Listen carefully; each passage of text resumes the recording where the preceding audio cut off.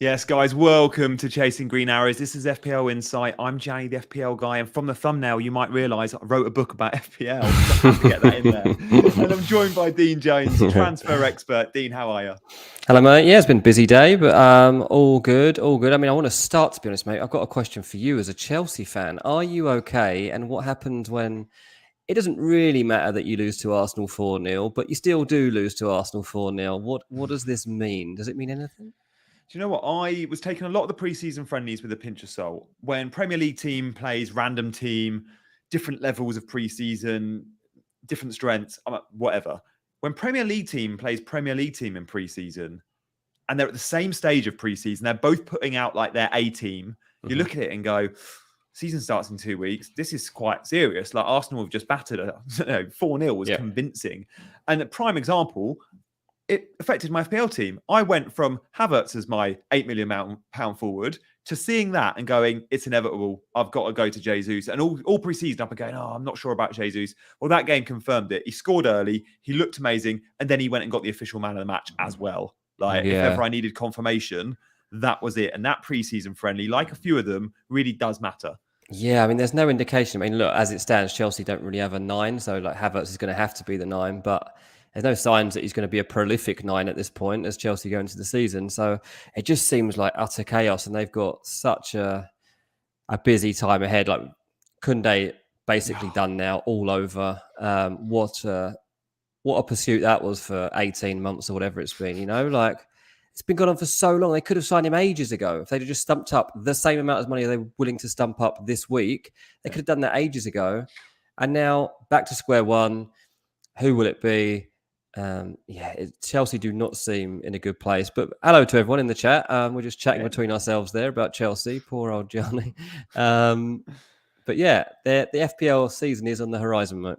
It is. I'm very excited now. Like 2 weeks, less than. We're starting to get serious about our drafts now. Shows like this become really, really relevant. And look, in today's show, we're going to be talking about the best players at each price point. But more importantly, this does affect FPL. We're going to be talking about some transfers as well. Like, we're going to be asking Dean about his thoughts on some of the big names that are linked with Premier League, many of which are outside the Premier League at the moment, you might not be fully familiar with. But also, we'll be delving into your questions, and no doubt we'll have questions on Man United's transfer policy. Like, what's that looking like? Is Martial going to be the main number 9 at this club next season? If so, we're interested. Is Rashford going to be replaced in the transfer market? If so, we're in, these things matter. So get your questions in. We'll answer as many as we can in the next hour. If your question isn't answered straight away, there's a good chance we come back to it. Like, we want to be seen as the most engaging FPL YouTube stream out there. So we're all about you guys. So do get them in. And FPL Gaz has kicked us off. Wonder if Dean has any insight in the Newcastle transfers. I mean, we expect Newcastle to be signing left, right, and centre players. You mentioned Pepe the other day. I think at 5.5 million, Pepe in a Newcastle shirt could be awesome. Any other names linked? Yeah, I mean, Newcastle were trying to basically figure out who they can get at this stage and what kind of fee they're going to spend. I'm told that, like, basically, so we need these 2 forwards that Newcastle were basically trying to sign, a centre forward and a wide forward. Their budget is, well, someone told me 60, someone else told me 70. So somewhere between 60 to 70 million pounds for 2 forwards. Most of that going to probably go into the centre forward, particularly as they want it to be Calvert-Lewin. I mean, I guess the problem there is, like, Calvert-Lewin's going to be, 50 million, right? You see what Richarlison went for. You're not getting Calvert-Lewin for any less than that. It's only up at 20 million, 10 to 20 million pounds for the wide forward. Isn't actually that much. And they'd obviously been looking at Moussa Diaby, and they can't do that. They've been linked with umpteen other players recently. They were even linked with like Harvey Barnes at 50 million pounds. I mean, if they had 50 million pounds for that sort of player, it wouldn't be going on Harvey Barnes. Look, don't get me wrong, Harvey Barnes is a very good player, but there are other players they would prioritize over him. So Newcastle definitely not finished in this transfer market. Might also sign another central midfielder. But yeah, these are the finishing touches. You're probably okay at the moment. If you've got Callum Wilson in your team, you're probably okay for the start of the season now. Yep. Because even if they do sign a striker, the chances are he probably won't start that first game. But yeah, Callum Wilson will be watching with interest to see if this Calvert-Lewin bid actually comes through. Yeah, Emmanuel, good question. This is big FPL interest here. The Mm. budget midfielder for starting 11s of choice has been Neto since day one. He's 5.5. Wolves have got good fixtures. Many of us have got a 4.5 enabler on the bench. Andreas Pereira assist last night. He was on set pieces for Fulham. Mitro header. But Leon Bailey has taken the reins from 5.5 netto. We can all save $500,000 and pick another wide forward, one that's perhaps not as nailed in the team, but played himself in. And Leon Bailey is absolutely a brilliant option at 5.0. He's in my starting 11. Gerard's comments have been positive. Came on against United, changed the game. We like that very much. So yeah, Leon Bailey's one for all of us, I think. Yeah, I think so. Yeah, I mean, I'm not entirely sure. I was looking at Wolves pre-season earlier on, and it seems okay. I mean, they've picked up a couple of good results, to be fair. I'm still not wholly convinced by what we're getting from them coming into the season. So at the moment, I would probably veer towards Bailey because he is looking like one of the most informed players actually coming out of pre-season into the new season. So let's monitor it over the next 2 weeks and make sure he's definitely still as sharp as he has been. But there's no doubt that he looks like a player that should be nailed on to at least be considered by you, but probably actually selected. Good stuff. Guys, give us a like, give us a subscribe. There's so many people here that I know are new and haven't subscribed yet. So do hit that button and then you get the notifications and all that jazz. But if you're not aware, we do these streams every Monday, every Friday at 7 p.m. Guys, there's some brilliant questions coming in. I'm hoping we get to them later. Tiffany, great question about some Spurs players. Graham, FPL Focus, same again about Bailey. Yeah, nuclear atoms about Neto. We'll get to as many of these as we can later. But first up, guys, we have to make the most of having Dean with us. If you're not familiar, like Dean is a transfer expert. This is his busiest time of the season. It helps us with FPL when Dean's here to talk about 11s and news within clubs. It helps us even more pre-season. So let's check out Transfernomics.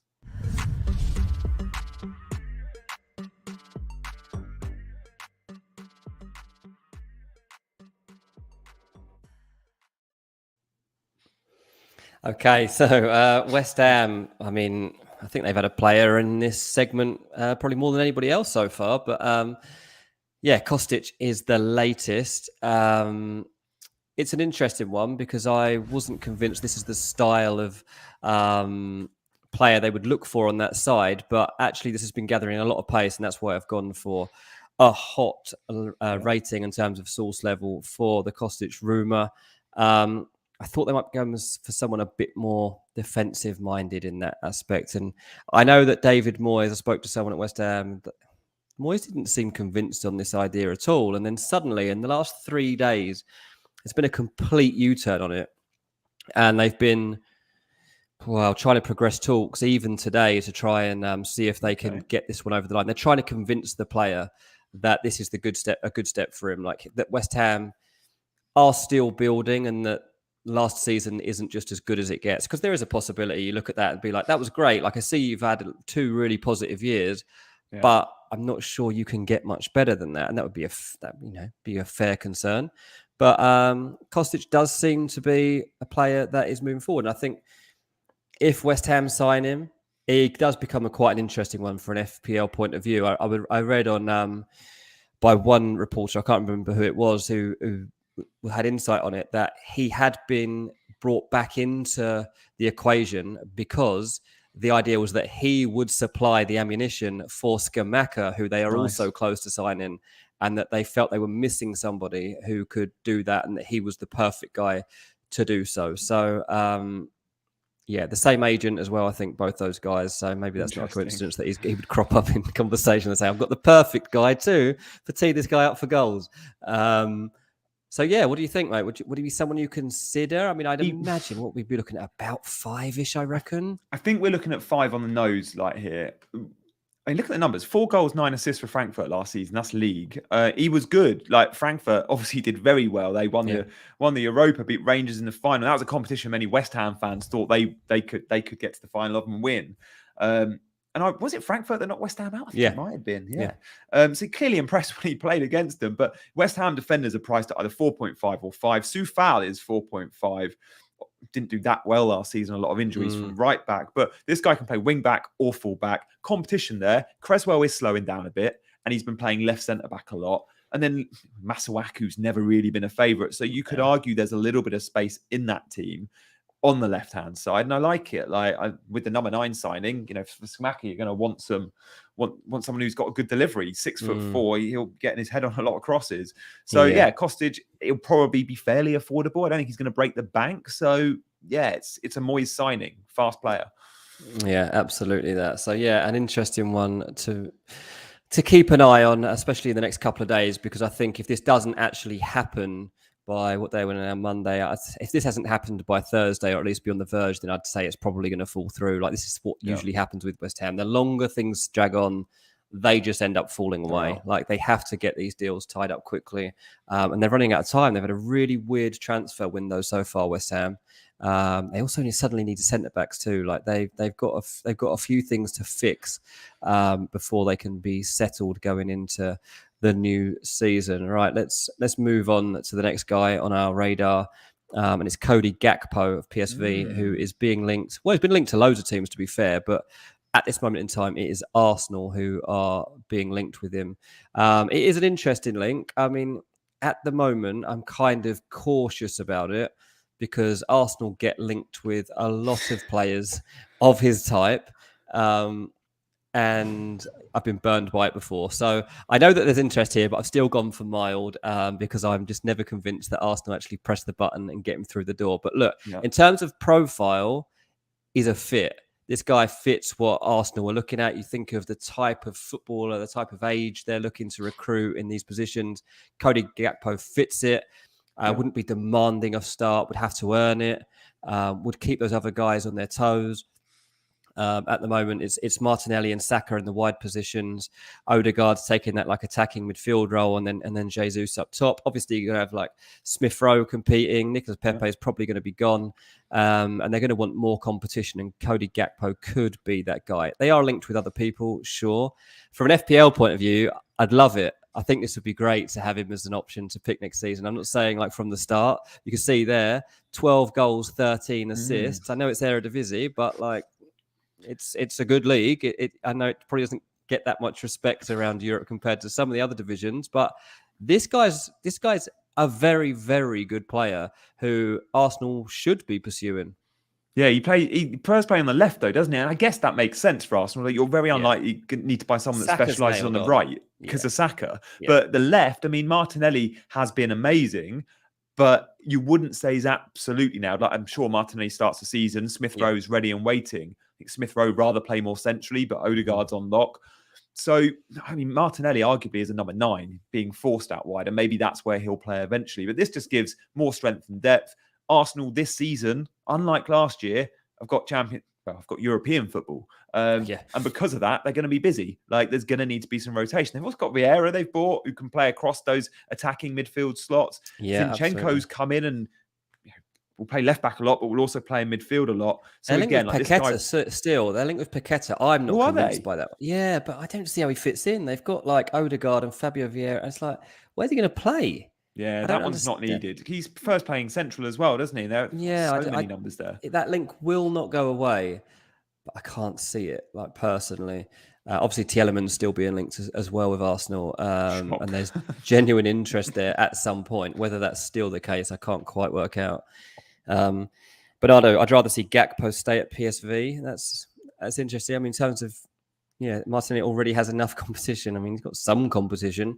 I think Martinelli does deserve the chance to kind of break through as much as Saka has done. I don't feel that he is trusted as much as Saka by any means.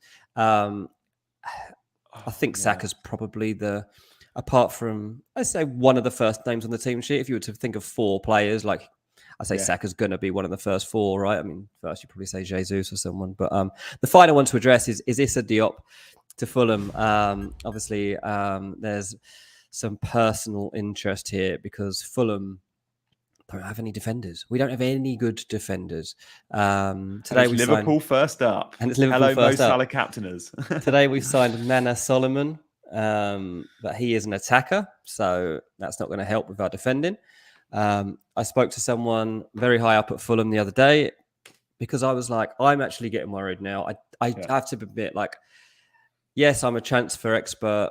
when it comes to Fulham, in the last few years, I've taken a real hands-off approach because I like to be surprised and I like to have that element of being a fan. And it's like, and sometimes like it gets so wrapped up in reporting on Fulham, it would actually, it would annoy me, and it would also like, I don't know. There's a very fine line between reporting on a team and support and follow.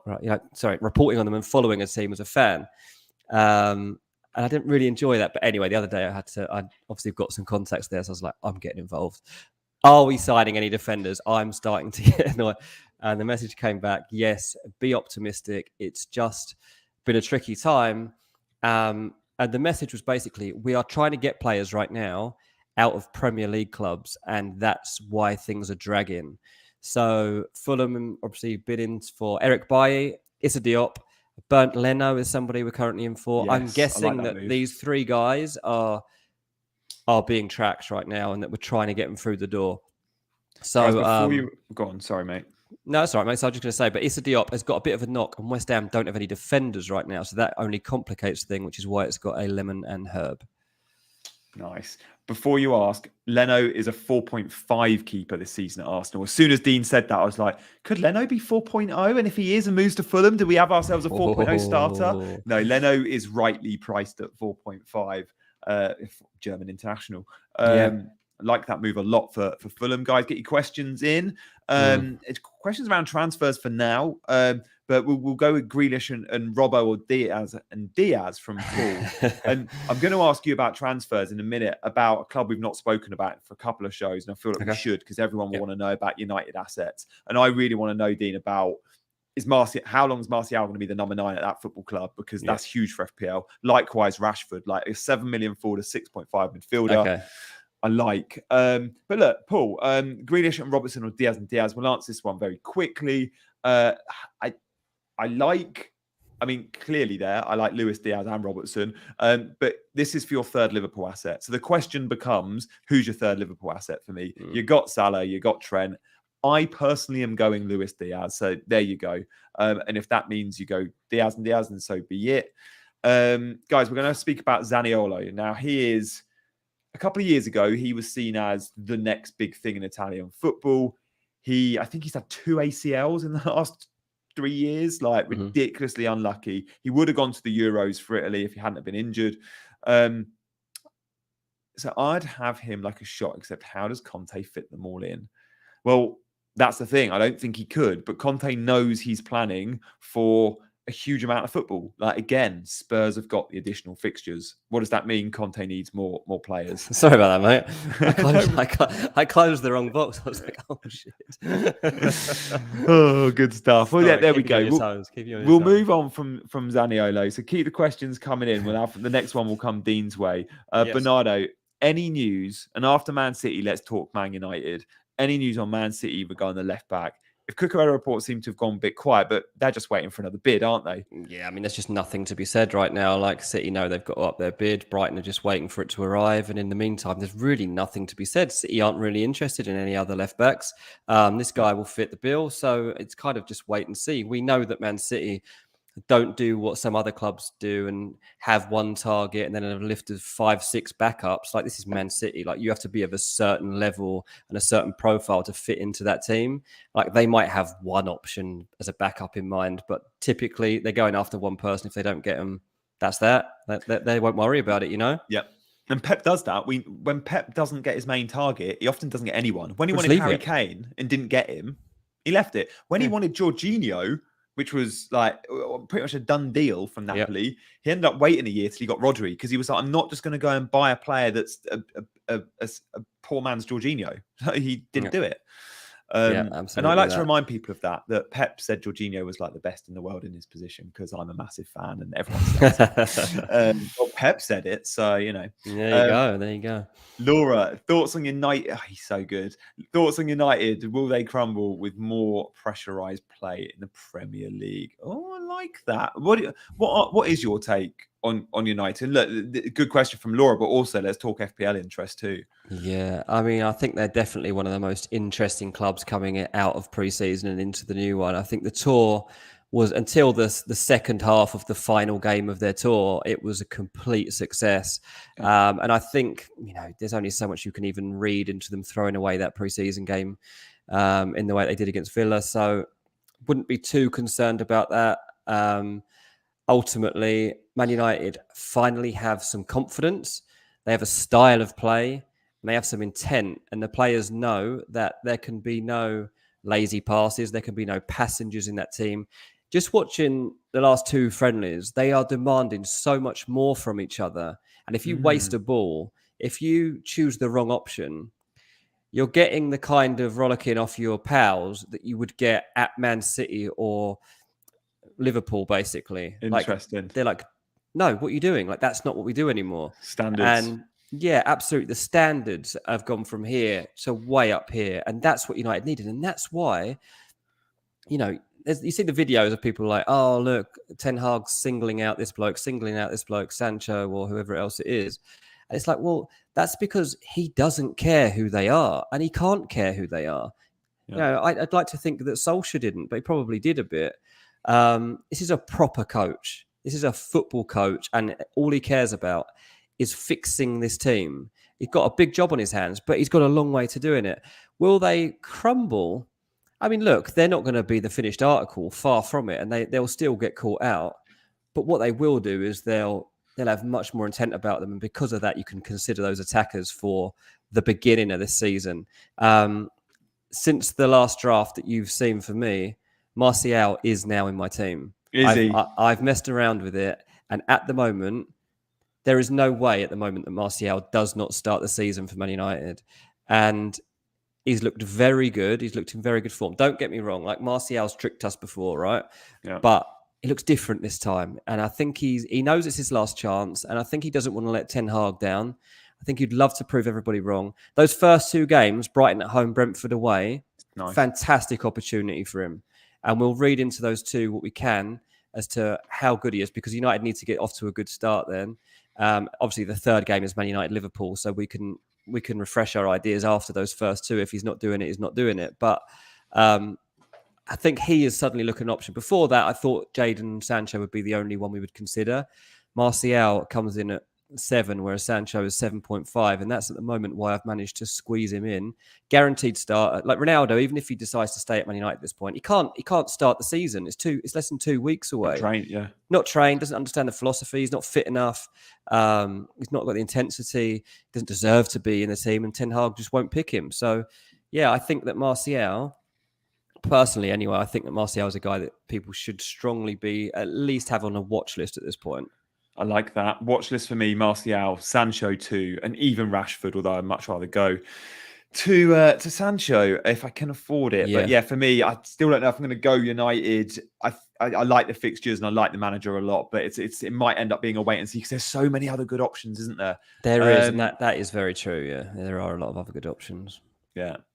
Okay, well, let's speak about some more good options because we've checked out some of the best players and the best price points. So it's time to speak more FPL chat, of course. And guys, coming up in about 15 minutes, we've got a dedicated 15 minutes of questions. So 15 minutes of FPL, 15 minutes of questions. Then it's good night. Stay with us for the next half an hour. Coming up next, it's Chips and Tips.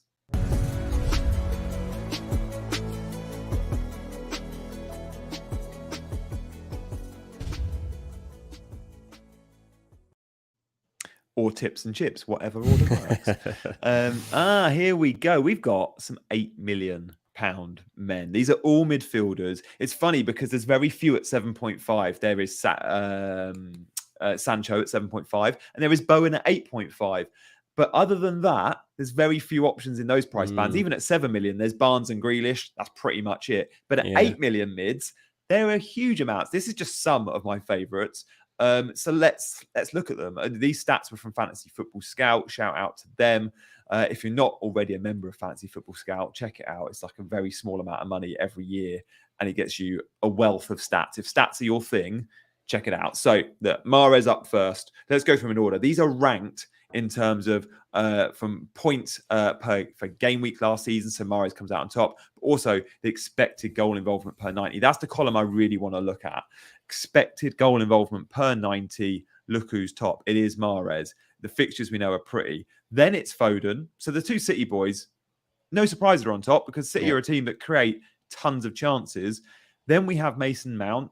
Again, someone that goes under the radar a lot. Always on set pieces. That helps.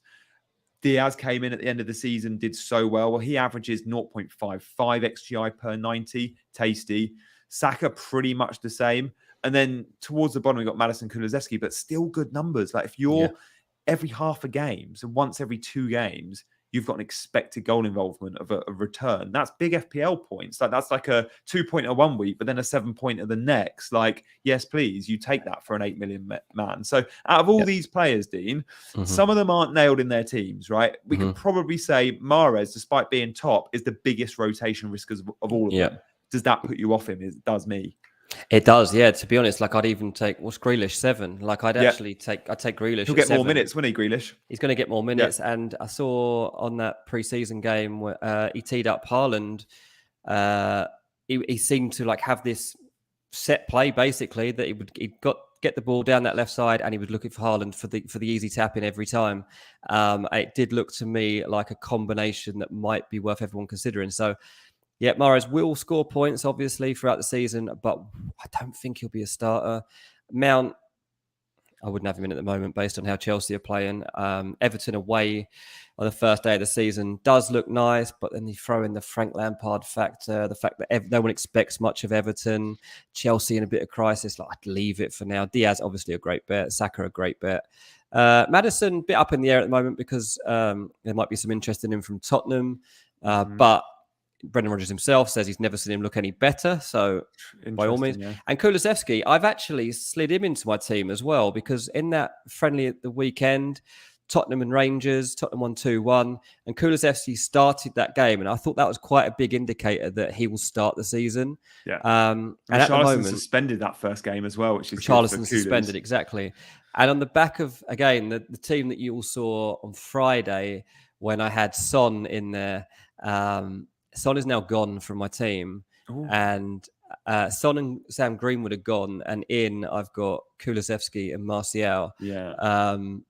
I think I've changed someone else as well. Oh, Cancelo's in as well, and somebody else went. Anyway, I've switched it around a bit. But Kulusevski I brought in because I was, losing Son. I tried to get Kane in because you were like, well, drop the million and get Kane. I was looking at that and still might have to get back to that somehow.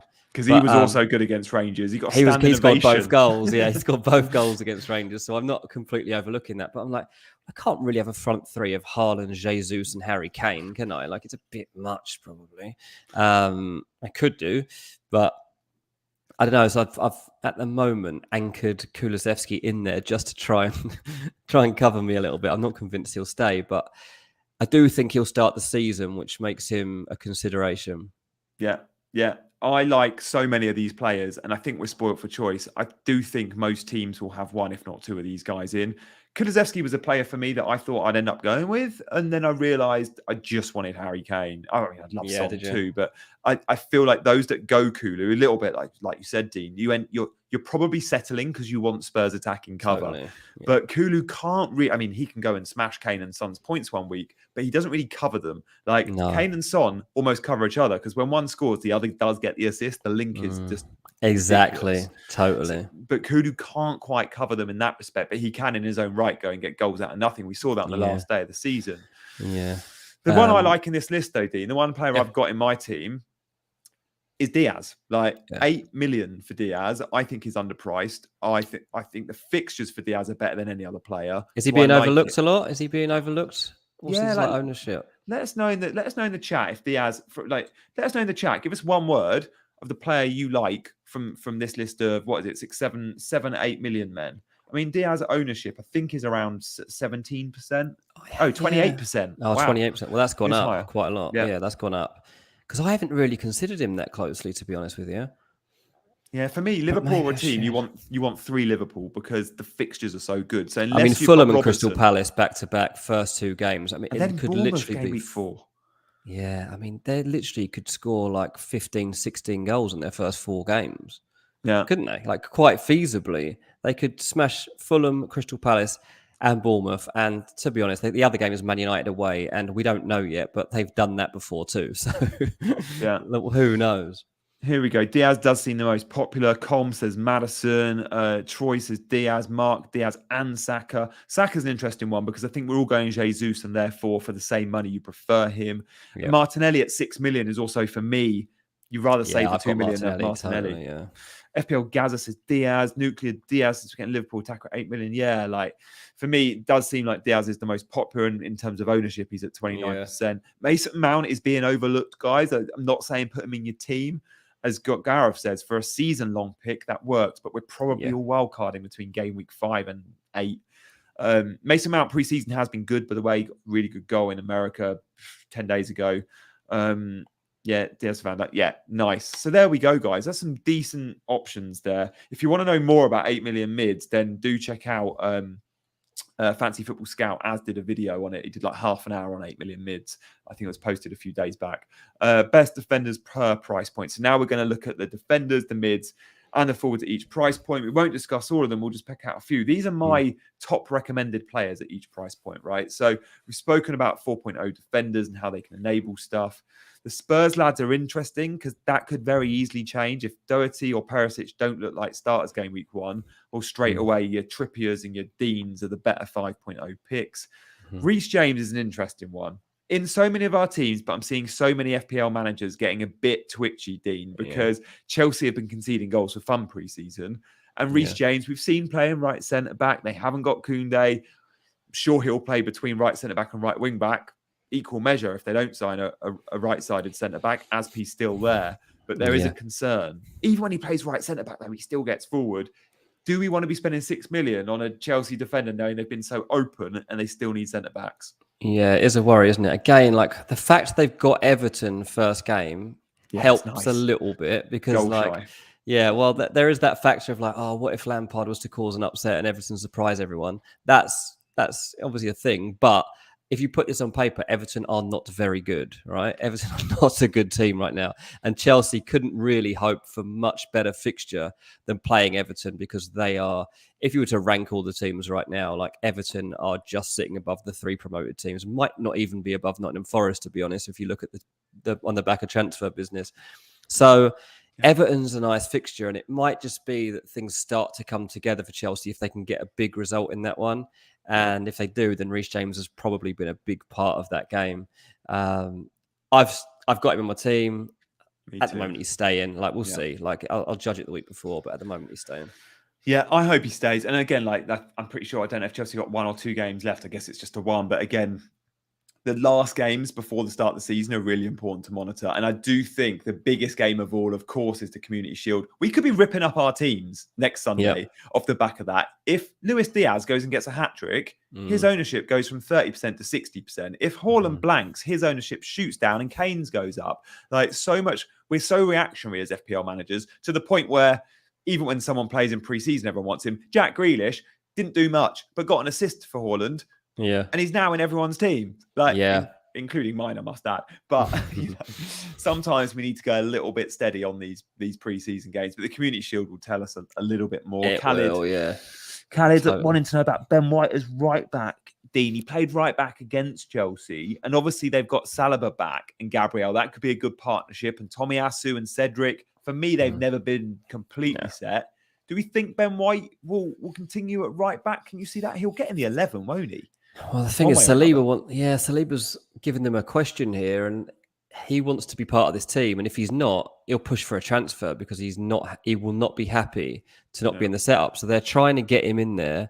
They're testing Ben White. And Ben White's not a right back, is he? Like, not in my eyes anyway. Like, I wouldn't have him in my team as a right back. I don't think he offers enough in that position as an FPL asset compared to what else you can get out there. So it might happen, particularly at the start of the season, but I'm not convinced that that's going to be his position for the campaign. Yeah, Frode. Yeah, I mean, we saw him at Brighton play even wing back once or twice. So he's so versatile. We saw him for Leeds. He can do it for sure. Midfield, didn't he? Like he's almost jack of all trades, master of none in a way. Yeah, and that's why Southgate probably loves him. He's good for the England squad. He can fill around. Yeah, true. Frode, Robertson, Trent, and Cancelo are locked in my game week 1 team. They are in many. Robbo's ownership slipped to about 10%, I think. A 5 mil and Williams. That's not a bad looking defense. does mean, though, I'm expecting you've got Salah. You're blocked from Luis Diaz. And I do think he could become an absolute magnet. Yeah, it's money at the back road. I get it. Robertson's never let an FPL manager down. So I see the love there. Guys, we have got so many questions.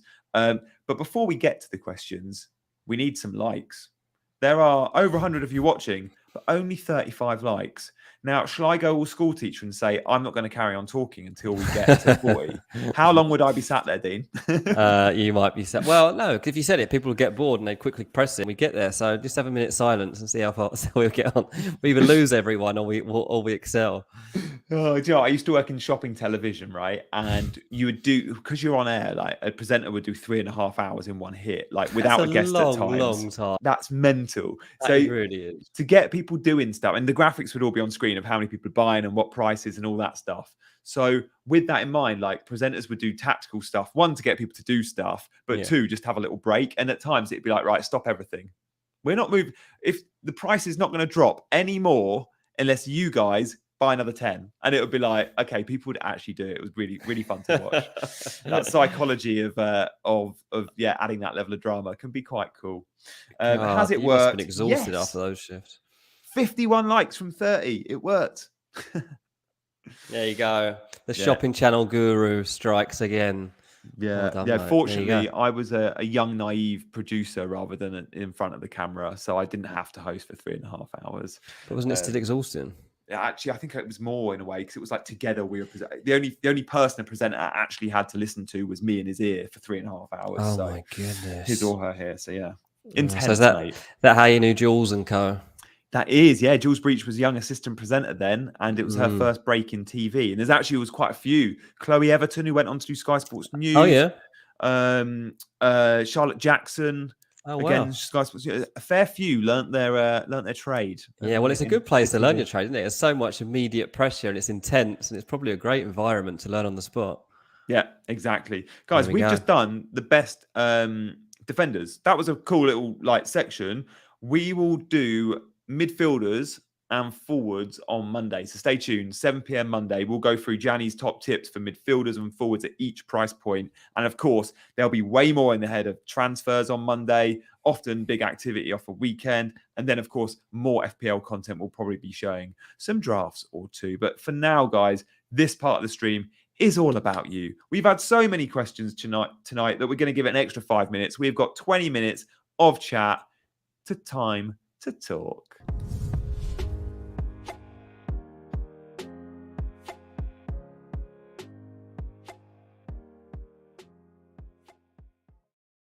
FPL River, I love you so much. Guys, remember us. Nice to chit chat, but what happened to FPL? It's so funny. I was thinking that by the end of us talking, I was like, I wonder what people are thinking of this right now. Better start talking about FPL again. Yeah, don't worry. Yeah, we're back.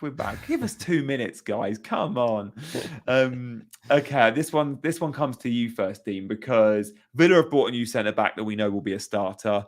Mings, I think, is club captain, but Konza's a good player. If Mings' form does drop, Konza will be in. But for now, Mings is a guaranteed starter. Yeah, but he's not very good. He's not, is he? He's not very good. Nobody needs to be picking Mings right now. He's left-footed, which gets him in a lot of teams. Yeah, for managers. Yes, yeah. Don't worry about that for your own fantasy team. We're not creating an actual 11 here. While you need proper players in proper position. It's funny because I do still see a lot of it. I saw a couple of journalists today posting their FPL teams, and they were in 4-4-2 formations with the players all in their actual positions. There was a Koulibaly next to Van Dijk. It's they put together a great team on a football pitch. And I was like, they're not assets. I'm not the expert at this show, but I know that that's not how you build a team. It made me laugh. I had a mate at the weekend show me his team and went, how's it look? And I was honest. And on his bench, he had a 5.5 keeper on his bench. He had 5 million keepers, 5.5 keepers. And then he had players that, I don't know, 6 million midfielders on his bench, and I was like, oh, okay, yeah, give me a phone, So I was And just you like, helped something him like out. this could save you like a considerable amount of money. You And should charge for that. You could set up a stall somewhere and just be like £1, and I'll edit your fantasy team. People just bring their phones over to you for a few minutes, and you just quickly make a couple of transfers. That's what you could do, mate. If you're unemployed at any point, get on there. I like it. Guys, come to Fantasy Football Fest and chuck me a couple of quid and I might do it. There you 5th of go. August in London. See you there, I hope. Tiffany, that is a cracking question. You asked this earlier. I'm sure you're still with us, one of our regulars. Let's talk Kulu and Doherty.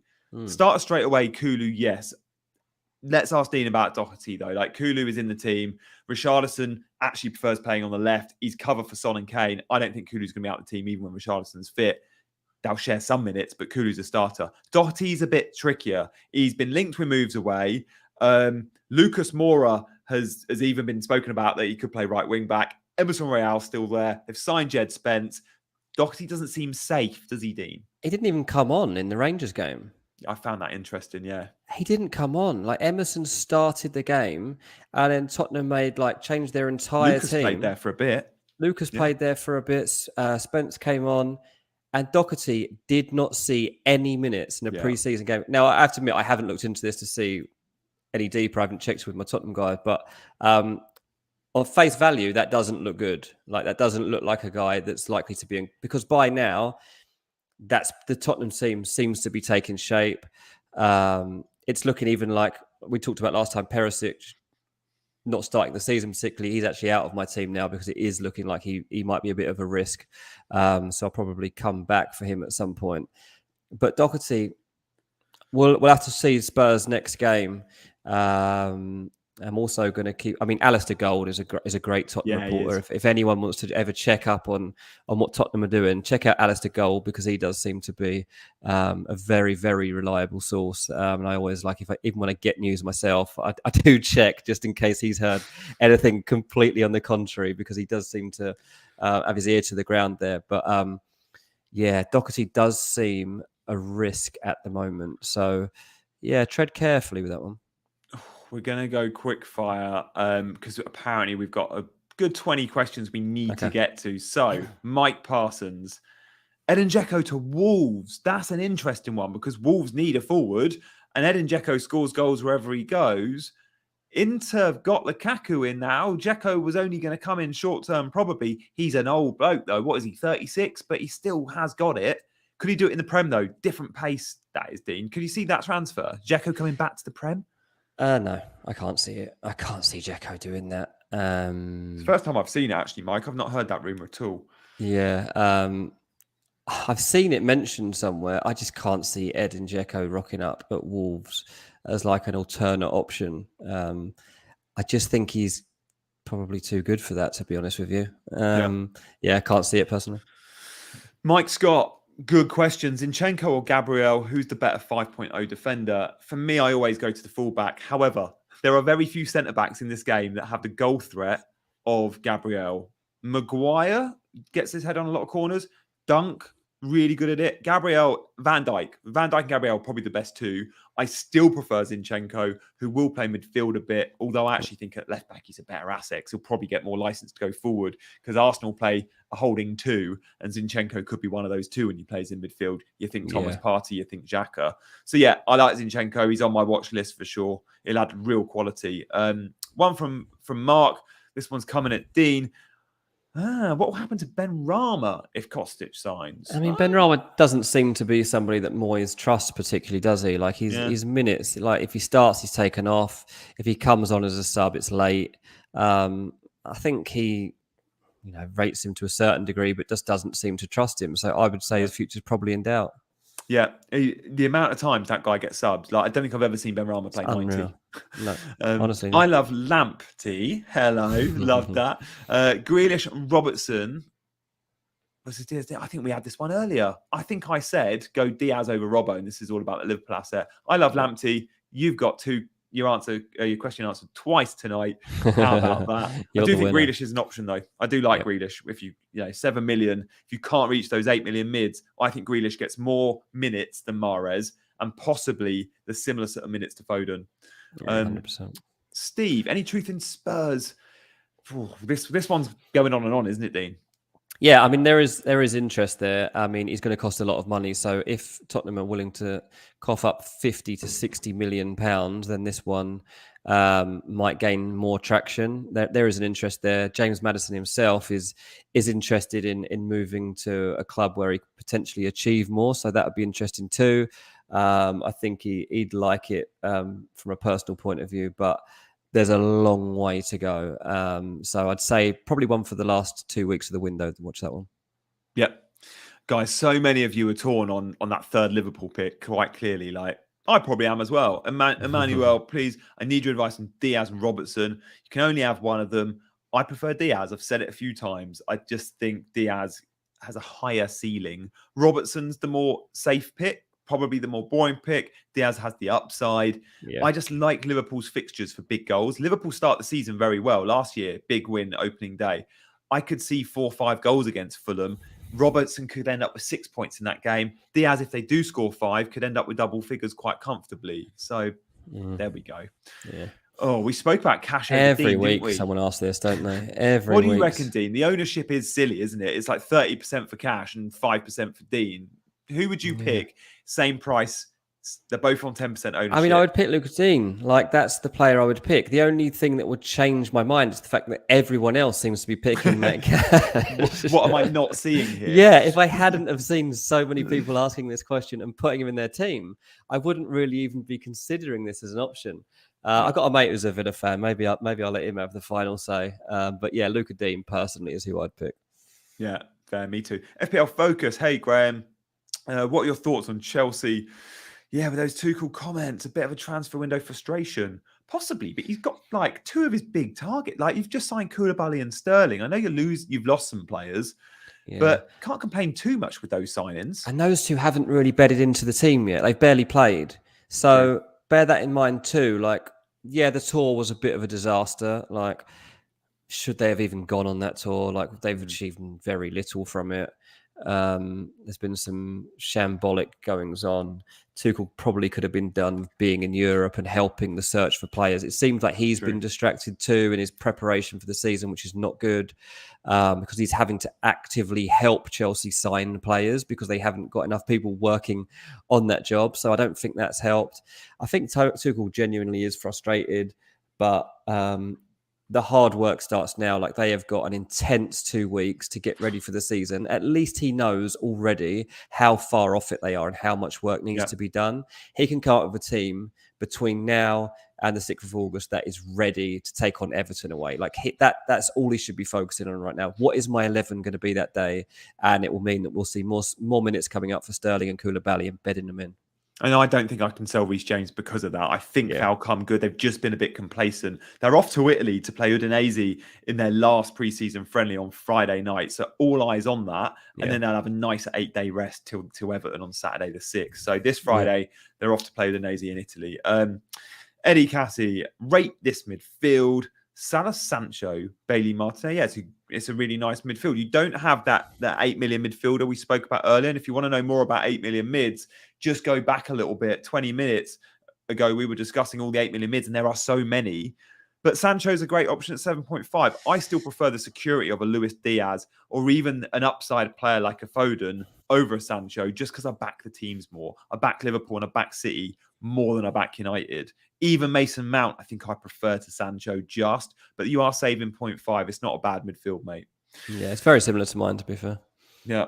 Can Grealish somewhat get half of Haaland's points? I mean, yeah, he can. Like, this could be a big season for Grealish. I think Haaland signing is really good for Grealish. Don't you, Jack? Dean, I'm saying Jack because I think it was Jack that told me it was not Haaland, it's Haaland, and Jack. It is Haaland, yeah. Your co-host. If you want pronunciation on names, check out Ranks FC. He was caught out today, actually. We were recording Ranks earlier, and he couldn't get his head around Scamacca. He's like, why is it Scamacca? Why is it not Scamacca? I mean, you might know the answer to that. Like, he's like, everyone else that has a double C, like Bonucci and stuff, like that, they're all just Chi, and it's but he's Scamacca. So yeah, there you go.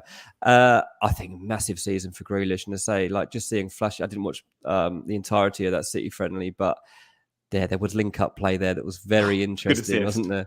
It was Nice very assist. interesting, and that's what he needs. He missed it last season. He didn't have that guy. Like, think of when he was playing for England. Like, he fizzed that ball across in the Euros for Kane to like do the diving header and stuff like that. Yeah. Grealish thrives off of having a proper number 9. That's why he becomes more of a player that you have to consider going forward. Yeah, we saw it at Aston Villa. Like he's really good at getting down that side and just putting the ball in. He's great on both feet, Grealish, isn't he? Like that makes him He so can cut dangerous. in too, yeah. Nick Nack, how many decent subs do you need in FPL for the start of the season? Your bench, in my opinion, your bench should be, depending on formation. Let's say you're playing a back 4 or 5. You have a 1-4.0 defender. And then you have a 4.5 mid and a 4.5 forward. Like, or if you're playing with 3 at the back, you put 2 4.0s on your bench. You could put, as long as that's starting games, and we're blessed, we have 2 4.0 starting defenders this year. We've got Nico Williams and we've got Nathan Patterson at Everton. The 4.5s, we've got Andreas Pereira. Like, you've got De Silva at Brentford could fill the Ericsson void. The 4.5 forward's a little bit tricky. There is no 4.5 forward currently. That's why I got rid of Greenwood, because I was like, that's just going to die away. Like, there's no point in that's actually one of the reasons I've taken him out and moved it around and taken the gamble of taking Son out. I was like, can 2 players that are actually going to play all the time cancel out the fact of not having Son or Haaland, Son or Kane? I don't know yet, but it's something I'm playing around with. I wouldn't mind if that third bench player, though, your 4.5 forward, doesn't get any game time, because you probably aren't going to need them. Like this, the COVID seasons were different. True. You needed your benches in COVID seasons to postponements. Also, we'll all be wild carding early anyway. Best 4.5 forward for me at the moment is Cameron Archer at Villa. He's looked good pre-season and he was very good on loan at Preston. He could get some minutes.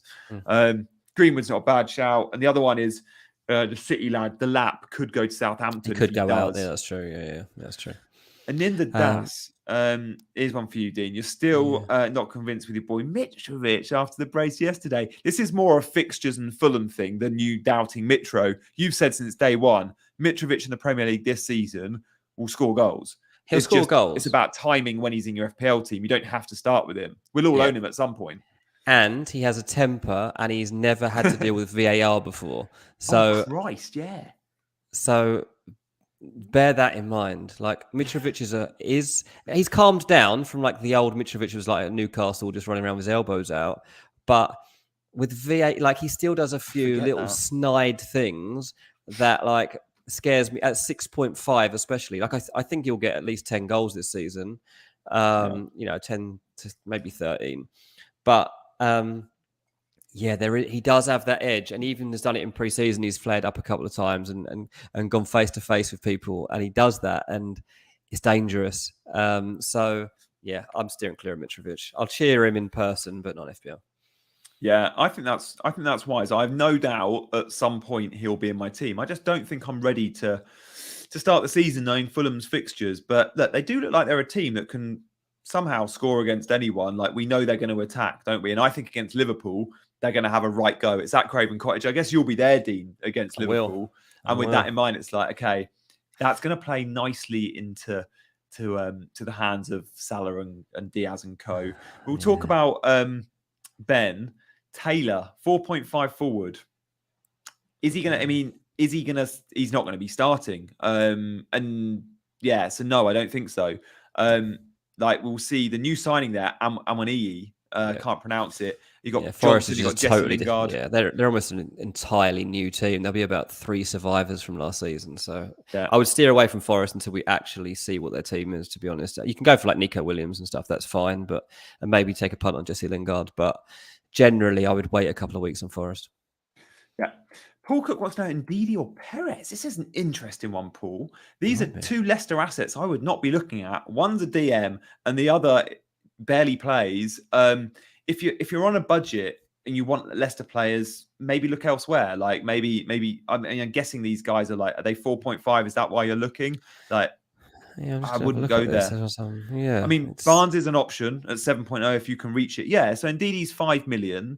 Perez is 5 again. Like, if you want a 5 million play, just go to Leon Bailey. Yeah, I got to say, Bailey at the same price point. Like, just switch across to a different part of the Midlands. Like, 100%. I'm 1974. I think this might be our last question of the show, guys. Look, and stay with us for it. But also, before you go, make sure you do hit that like button. After given top 2, who is 3 to 6 basic preseason games? I'm not sure I get that question. After given top 2, who is 3 to 6 basic? I just read it. I was like, I'm not entirely sure. Shall we skip it? Let's go, Jay. Yeah, last sorry, question. mate. Sorry, mate. Will Perisic be a starter? Oh, he's not come. There's no way he's come to play for Conte and be a bit part player. But game week 1, we know he's had fitness issues. When he came on against Rangers, he got half an hour, looked amazing. I'm not sure he's going to be ready for game week 1, but I think if I was hedging my bets, I'd say probably will be. And he's a great FPL asset. He might be. We really don't know at this stage. They got one more friendly left, have they? Spurs. I'm guessing they have. They definitely have at least one more game. Yeah, I think the other thing, like the second game for Tottenham is Chelsea away, right? He'll play that surely. Oh, they're playing Roma. Oh, there you go. That'll be a telling. Good test. Yeah, that's a good test, and that'll be their full team. So let's watch that one. But at the moment, I've taken Perisic out of my team. He will definitely get into my team at some point because he's going to be a brilliant asset. If he gets 60 minutes plus against Roma, I think he'll be in my game week 1 team. I don't even see him playing well because I know what I'm getting with him. First 6 weeks, Spurs have got great fixtures. So we have to consider it.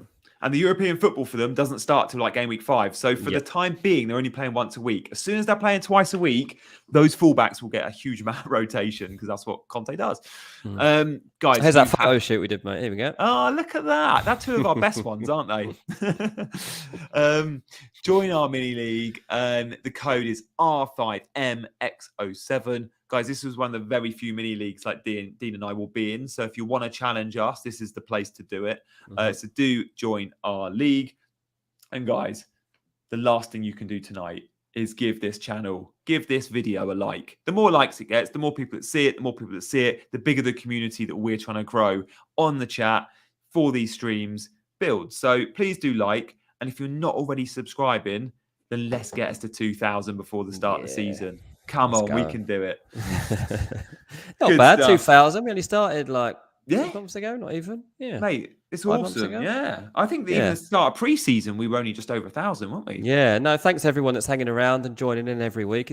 I'm loving this community. Like, it's my first foray, really, and as well, I've been playing FPL for however many years. Like, this is my first foray into the community. So, quite a nice lot you've got here. Like, they're nicer than the transfer lot I normally hang around with on Twitter. So, like, there's not as much aggression around here. I quite like it, mate. Wait till the season starts. Wait